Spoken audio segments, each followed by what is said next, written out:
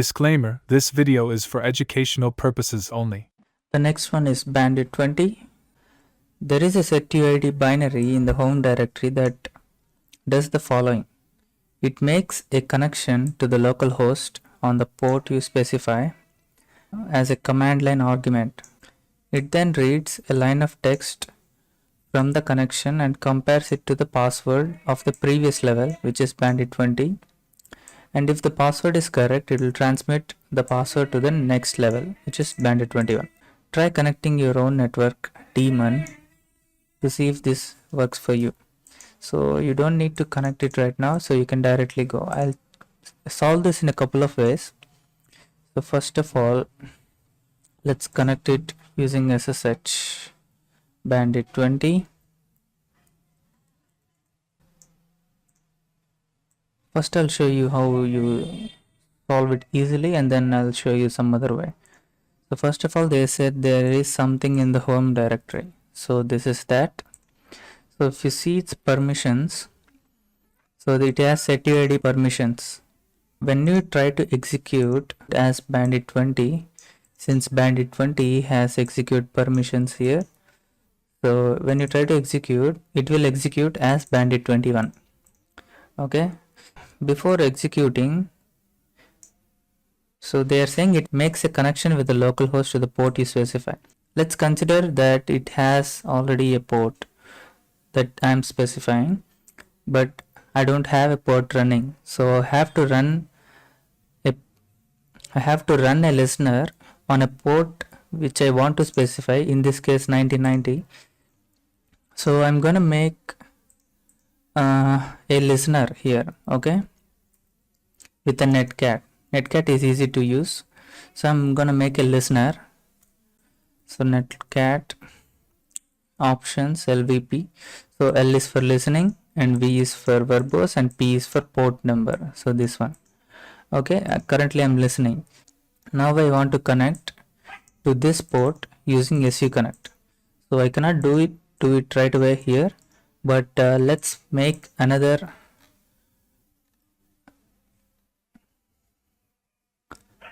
terminal, and not 21, it's 20.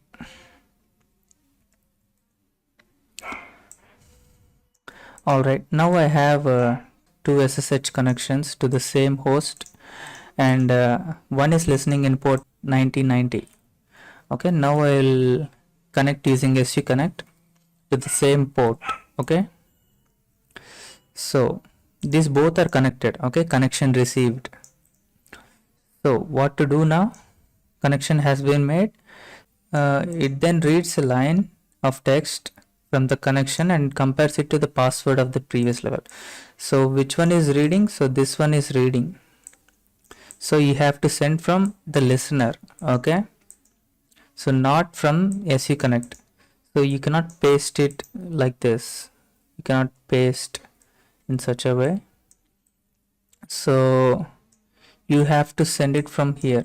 So this is the SU connect. So this wants to connect to some port. Okay, so in the same host, probably in the same host, and so I'm creating that host here. So using netcat LVP. Now SU connect,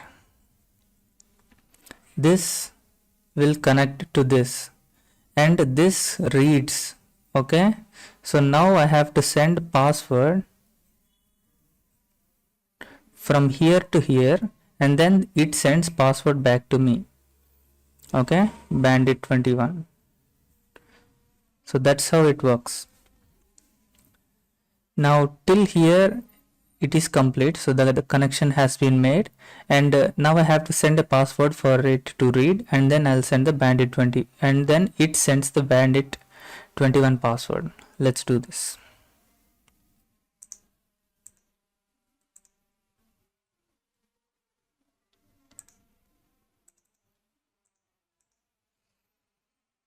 I'm sending the password.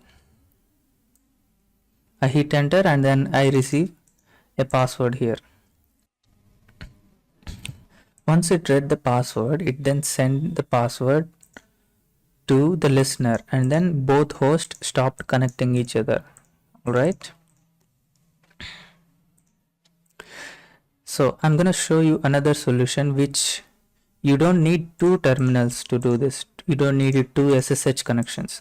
So for this, you're gonna need knowledge of jobs, foreground processes, background processes. So I'm gonna give an overview. So usually when you run a command, it runs as a foreground process. If it is something like a listener, it's gonna take up the shell and it's going to be waiting here. When you see a netcat listener, it's going to be waiting, right?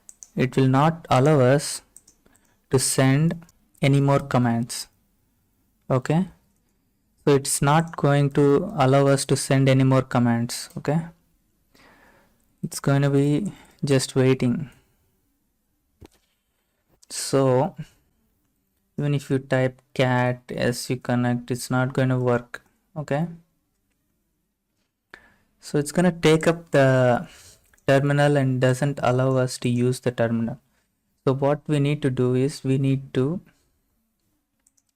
use something called a background process.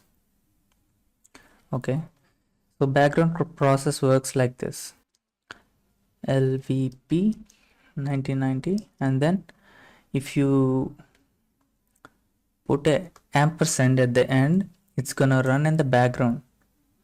So now if you try to run any command, you can run any command here. Okay, so where is this process? If you want this process, you need to check the jobs command, jobs. Jobs is where the background processes are listed.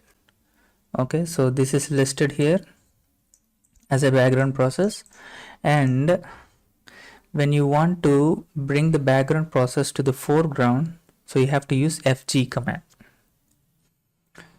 And if you want to send this to background, first you have to use Ctrl Z, and then you have to type bg.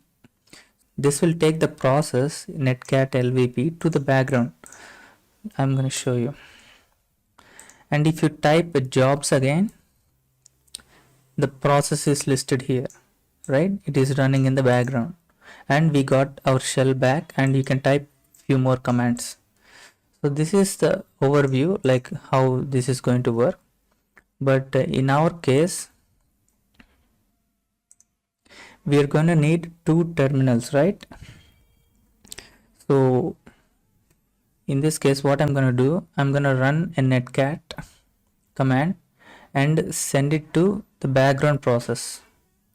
Okay, netcat listener. Okay, I'm going to type L, and I'm going to type another background process because I need to shift from one command to other, right? So I'm going to need su connect, and I'm going to send it to background process as well. I'm going to bring the netcat listener to the foreground, and then I'm going to send the password, and then I'm going to send this back to again background process. So then I'm going to bring the su background process to foreground and then see what's going on. So it will close the connection automatically because the password has been received by su connect. And then if you try to open this foreground process of netcat, you will see the password.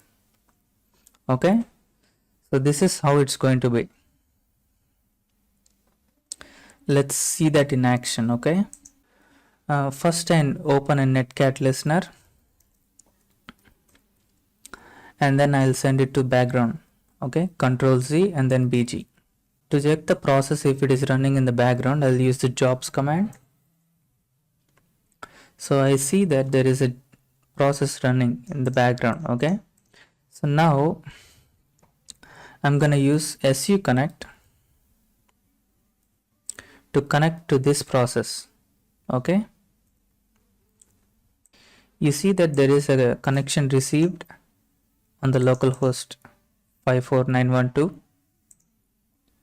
So this message, this is from this background process. Okay, so this has received the connection. All right, now what I'm gonna do, I'm gonna stop the connection. I'm not disconnecting the connection. I just want to send it to the background. Okay,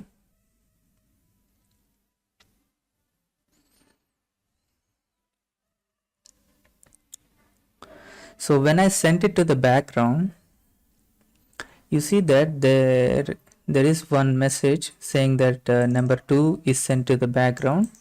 Okay, the ampersand tells that it is running in the background. Okay, so if you see the jobs command now, so there are two processes running. Okay, this is showing stopped. That means this is temporarily suspended, but this is still running in the background.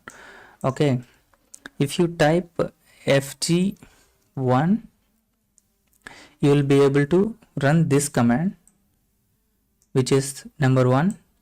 As you can see here, this is number 1. So I type foreground 1. Okay, so now I want to paste this password,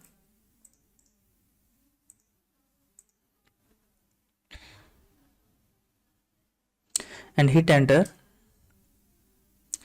I see password matches and I see the next password, and this has closed automatically. Okay, and the final netcat process also closed automatically because the connection has been closed. This is how you shift the processes and solve this level. The normal process by using two terminals is easy one, but it is good to have this knowledge where you have to use foreground and background processes. So that's it for this level. See you guys in the next level.